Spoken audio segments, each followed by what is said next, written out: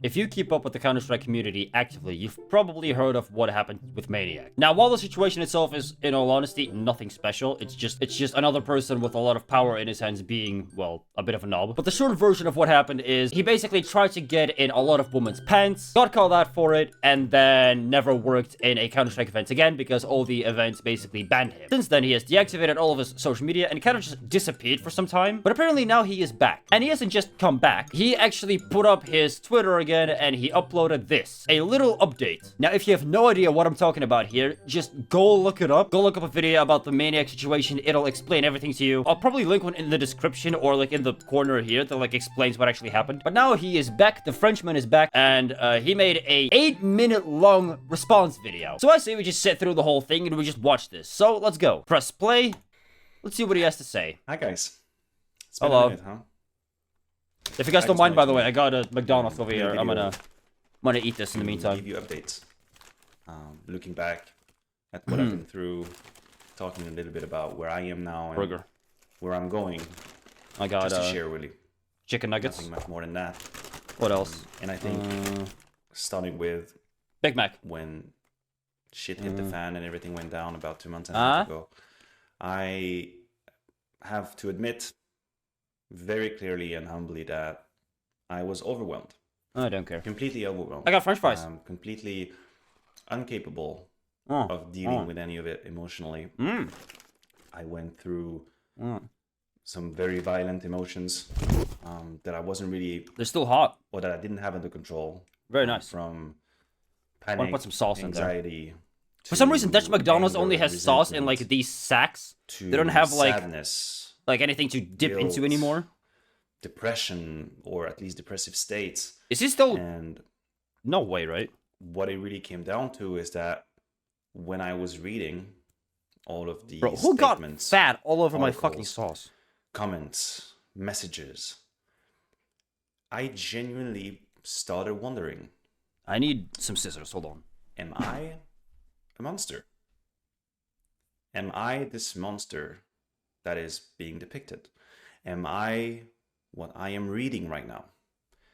Is this who I am? There's no way Do he's I saying this, believe it by is the who I way. am?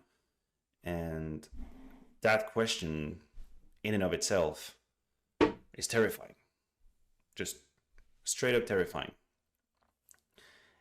And I got stuck into this mindset for quite a while, and it opened up doors to questions that I've had needed to ask myself for too long, and that I didn't. You know, I've been extremely, supremely busy with life in the last few years, most of my adult life, in fact, and I consider myself super fortunate to have had the career, just the life in general that I had. Very, very fortunate, extremely grateful.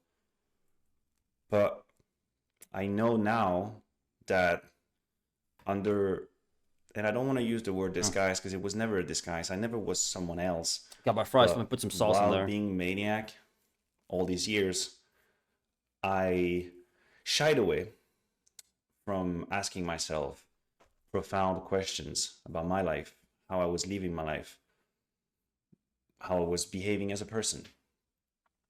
And I either shied away from it because I was afraid, I was too coward to face them, or because I was stuck in the whirlwind that my life was, from event to event to event to event to personal life events as well.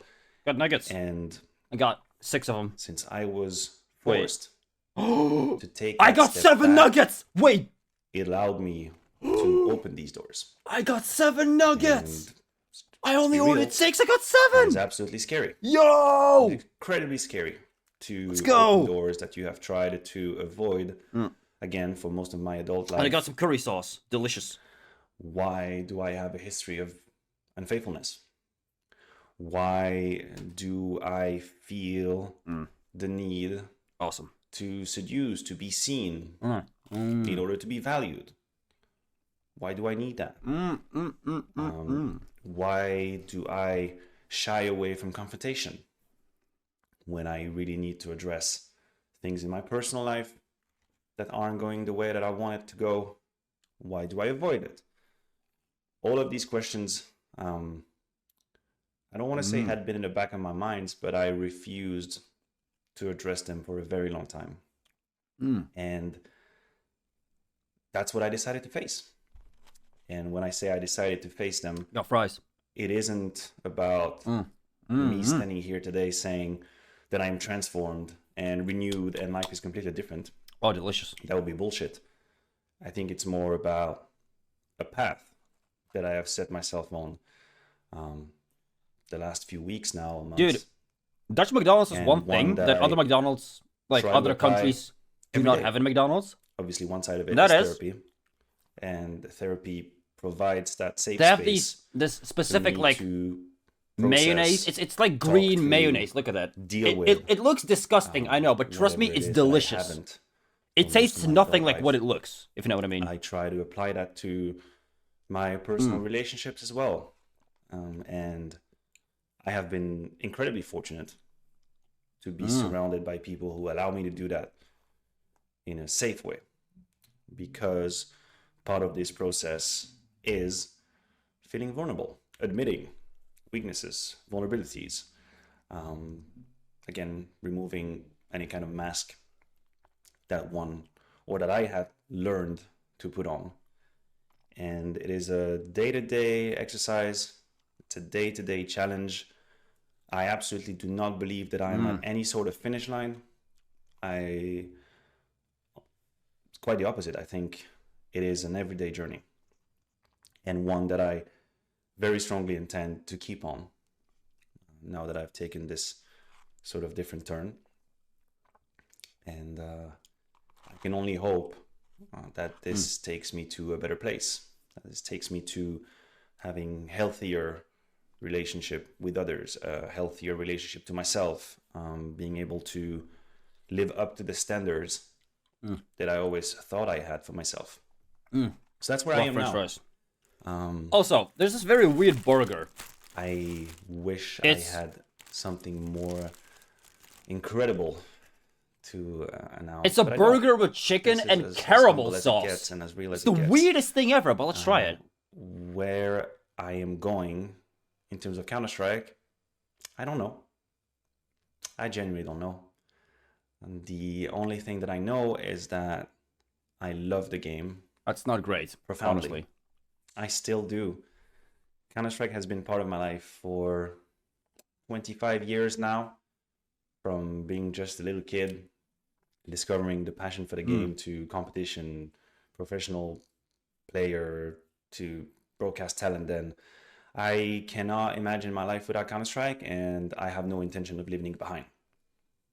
Whatever form this is going to take in the future, that is yet unknown to me. That is not But good. what is clear is that I love the game, and I am not Who ready puts- to let go of it. Mm. It still brings me way too much joy and fulfillment. Who puts caramel So we'll sauce see on a where life chicken takes burger? us. What the fuck, I McDonald's? What's can wrong only with you? focus on the journey, right? And I'm leaving the Big Mac for last, hopefully- by the way. maybe you hear from me soon again. Oh, is it done? Okay, now that that skit is out of the way, let me actually say a few things that I want to say about this whole, like, scenario thing. After I take a sip of Dr. Pepper. So, two things mainly. So the first one, the biggest thing about this is, like, the biggest problem that I'm seeing is not even the fact that, first of all, he does not address the victims at all. He doesn't. Like, he's, like, trying to pull the victim card, but he's doing it very subtly because he knows that if he does it too obviously, he's gonna get loads of shit for it, even more than he already does. Like I said, he did not address the victims once, and something that I have to say about that is that unfortunately, because of the way the internet works and because of how much drama there is on the internet every single day, depending on what communities you're in, he might have lost his career, but the victims will not get any justice from this. The only justice they really get is the fact that he can't do this again, at least not in CS. Because the entire internet is focused on Maniac, you know, the bad guy. But the problem is, no one actually gives a shit about the victims. No one even nobody even remembers their name. No one remembers who they were. All they were is these people that